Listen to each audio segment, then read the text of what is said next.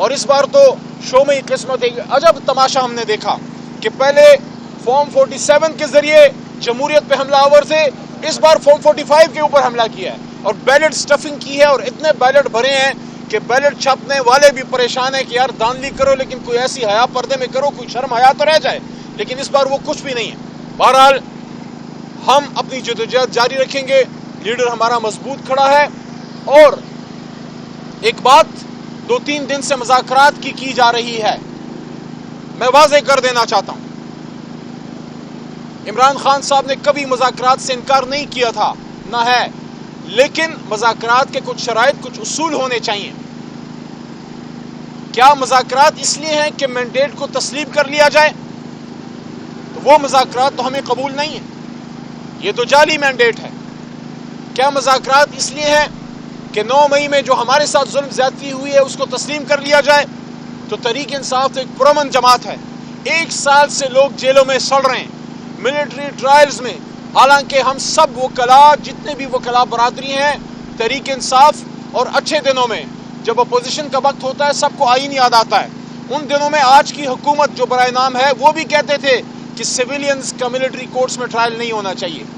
تو اگر آپ نے مذاکرات کرنے ہیں، میں حکومت سے کہتا ہوں اگر اختیار ہے تو پھر آگے بڑھیں، اگر آپ کوئی فیصلہ کر سکتے ہیں تو پھر آگے بڑھیں، آپ اپنی تجاویز دیں، ہم اڈیالہ میں اپنے لیڈر کے سامنے رکھ دیں گے کہ حضور یہ باتیں انہوں نے کی ہیں، یہ میں بتا دوں ایز اے پولیٹیکل ورکر اور ایز اے وکیل، ایز اے عمران خان صاحب کے ایک سابق ایک وزیر کے اور ان کے بہت ایک پرانے ورکر ہونے کے ناطے، کہ جب تک عمران خان صاحب کی رہائی کی بات نہیں ہوتی، سنجیدہ کوشش نہیں ہوتی، یہ مذاکرات ویسی معاملات کو طول دینے کے مترادف ہے۔ اگر حکومت اس لیے مذاکرات کرنا چاہتی ہے کہ ہم ان کے مینڈیٹ کو تسلیم کر لیں اور ان کو حکومت مان لیں، تو یہی تو سارا جھگڑا ہے، یہی تو وہ کہانی ہے، یہی تو وہ اصل مدعا ہے جس پہ مذاکرات ہونے ہیں کہ ہمارے مینڈیٹ کی واپسی کا کیا انتظام ہوگا۔ آج اگر مجھے اور میرے ساتھی وکلاء کو اجازت ملتی خان صاحب سے ملنے کی تو میں آج یہ نقطہ ان کے سامنے رکھنے والا تھا، کل موقع ملتا ہے کل رکھوں گا، پرسوں موقع ملتا ہے پرسوں رکھوں گا، میں روز آؤں گا، جب مجھے عدالت اجازت دے دی، حکم دے گی، اجازت دے گی، میں آؤں گا اپنے وکلاء کے ساتھ، کسی دن تو اجازت ملے گی۔ یہ نقطہ میں نے عمران خان صاحب کے سامنے رکھنا ہے اور لیڈرشپ کے سامنے میں نے رکھا بھی ہے کہ اس حکومت سے یہ توقع نہیں ہے کہ اس جعلی مینڈیٹ کو تسلیم کرتے ہوئے اصل مینڈیٹ والوں کو مینڈیٹ واپس کریں۔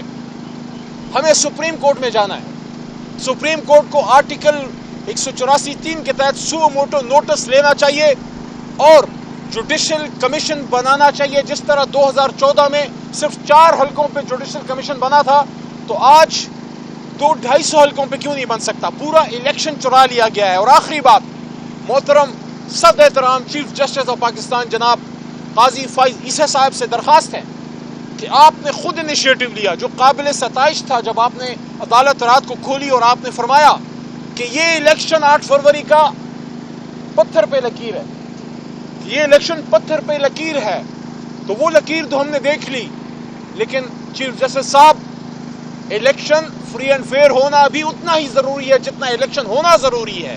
آپ نے الیکشن تو کرا دیا، کیا یہ اب آپ کی ذمہ داری نہیں ہے بصد احترام کہ یہ انویسٹیگیٹ کریں کہ یہ الیکشن فری اور فیئر تھا کہ نہیں؟ اور آج اگر آپ دیکھیں تو اندھوں کو بھی نظر آ رہا ہے کہ یہ الیکشن سب کچھ تھا لیکن فری اینڈ فیئر نہیں تھا۔ بہرحال وہ کیا کہتے ہیں کہ پلٹنا جھپٹنا جھپٹ کر پلٹنا، لہو گرم رکھنے کا ہے ایک بہانہ، پرندوں کی دنیا کا درویش ہوں میں کہ شاہی بناتا نہیں آشیانہ۔ نہ عمران خان ہار مارے گا، نہ عمران خان ہار مانے گا، نہ عمران خان صاحب کی جماعت ہار مانے گی، نہ پاکستان کی عوام ہار مانے گی، نہ عمران خان صاحب کے وکلاء جو ILF ہے وہ ہار مانیں گے، اور نہ پاکستان کے حق پرست ہار مانیں گے، اور نہ علی محمد خان اور میرے ساتھی، نہ ہم ہار مانیں گے۔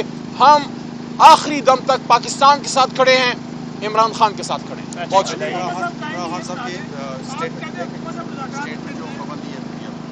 جی، آپ کہہ رہے ہیں کہ حکومت سے ہم مذاکرات نہیں کریں گے، لیکن شہریار افریدی صاحب کا ایک بیان آج کل گردش کر رہا ہے کہ ملٹری اسٹیبلشمنٹ سے مذاکرات کریں۔ دیکھیں، کیا ملٹری اسٹیبلشمنٹ میں اسی صورت میں میں عرض کرتا ہوں، ایک تو بڑی اہم بات بیگ صاحب نے بتائی جو بہت ضروری ہے کہ عمران خان صاحب کے بیان پہ پابندی کیوں ہے، عمران خان صاحب پہ کیا ان کو آئین پاکستان معطل ہے، جو ان کے بیان پہ پابندی ہے، ان کے آئین سے مابرہ بات کی ہے، ان کے کسی بھی اسٹیٹمنٹ پہ میڈیا میں پابندی نہیں ہونی چاہیے۔ جہاں تک مذاکرات کی بات ہے، ہم جمہوری جماعت ہیں، ہم سب سے زیادہ سٹرگل کرنے والی جماعت ہیں فی زمانہ، سب سے زیادہ مشکلات ہم نے سہی ہیں، لیکن پھر بھی ہم کہتے ہیں کہ آئین کے اندر رہتے ہوئے حکومت سے ان نکات پہ بات ہو سکتی ہے جو وہ نکات ہیں جس پہ ہم قوم کے سامنے مضبوط کھڑے ہیں، اور وہ یہ ہے عمران خان صاحب کی رہائی، اسیران کی رہائی اور مینڈیٹ کی واپسی۔ اب حکومت اپنے نکات پیش کرے تاکہ وہ عمران خان صاحب کے سامنے رکھ دیے جائیں کہ حکومت ان باتوں پہ مذاکرات کرنا چاہتی ہے۔ اگر عمران خان صاحب اجازت دیں گے تو پھر مذاکرات ہوں گے۔ مذاکرات جب بھی ہوں گے آئین کے اندر ہوں گے، جمہوری فورسز کے ساتھ ہوں گے۔ جہاں تک اسٹیبلشمنٹ کا تعلق ہے، وہ ہماری اس ملکی معاملات کا ایک لازمی حصہ ضرور رہا ہے۔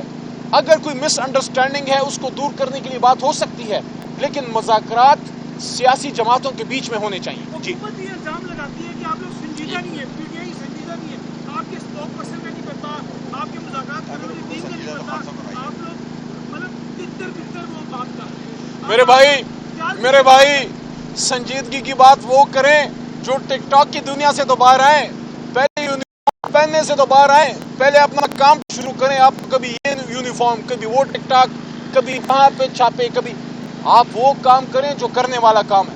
اگر حکومت سنجیدہ ہے تو پھر دیکھیں ماحول حکومت نے بنانا ہے۔ اگر حکومت مذاکرات میں سنجیدہ ہے تو آپ ماحول تو بنائیں۔ عمران خان صاحب کی رہائی کے لیے آپ پیش قدمی تو کریں۔ جو غلط کیسز بنائے گئے ہیں ان کی واپسی کا کیا سسٹم ہے؟ کیا یہ جو سیاسی بنیاد پہ آپ نے پولیٹیکل کیسز بنائے ہیں، اچانک کیا ہو گیا کہ ایک دن ایک شخص ملک کا وزیر اعظم ہے جس کو سلامی دی جا رہی ہے اور پھر اس کو 2-2.5 مہینے کے اندر 100, 150, 200 کیسز بن گئے؟